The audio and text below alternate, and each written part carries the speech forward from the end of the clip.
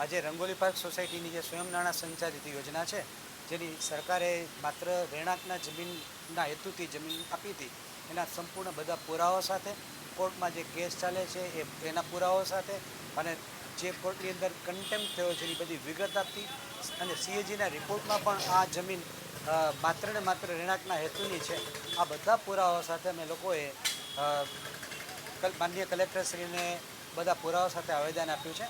કલેક્ટરશ્રી પણ આ બધા પુરાવાઓ જોઈને એકદમ આશ્ચર્યચકિત થઈ ગયા છે કે 68 જેટલી દુકાનોનો કોર્ટમાં કેસ ચાલતો હોય, આ કઈ રીતે આ દુકાનોનું વેચાણ થઈ શકે. અને એ લોકોએ આ બાબતને એકદમ ધ્યાનમાં લીધી છે અને કહ્યું છે કે ભાઈ અમારાથી બનતા પ્રયત્ન કરશું.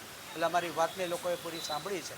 અને આજે બીજી ઘટના એ પણ બની છે કે આ બાબતે કન્ટેમ્પ્ટ થતી હોય એને લગતી મર્સી પિટિશન પણ આના રહેવાસી છે અંધજન, જે 78 વર્ષની 68 વર્ષની આસપાસના ઉંમરના છે, એને પોતે પણ હાઈકોર્ટમાં મુદ્દા પર દાખલ કરી છે કે તાત્કાલિક આ કેસનો ઉકેલ આવે.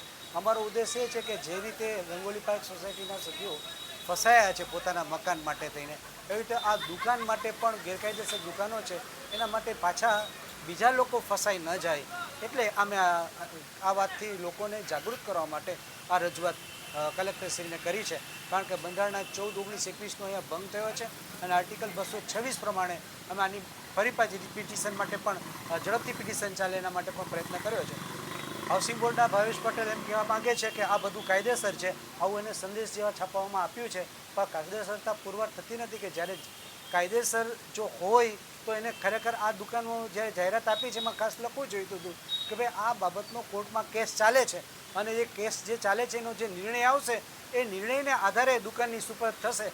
પણ અત્યારે લોકોને આ બાબતથી ગુમરાહ કરવામાં આવ્યા છે, એટલે શક્ય છે કે એના કારણે દુકાનો કદાચ વેચાય, પણ ભવિષ્યમાં દુકાન લેનારા છે એને મોટા પ્રશ્ન થઈ શકે. કારણ કે અહીંના લોકોના પૈસામાંથી જ આ દુકાનો કરવામાં આવી છે અને એના પુરાવા સહિત પણ કોર્ટની અંદર સબમિટ કરવામાં આવ્યા છે.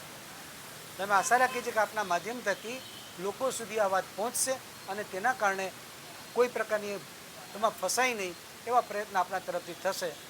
ધન્યવાદ.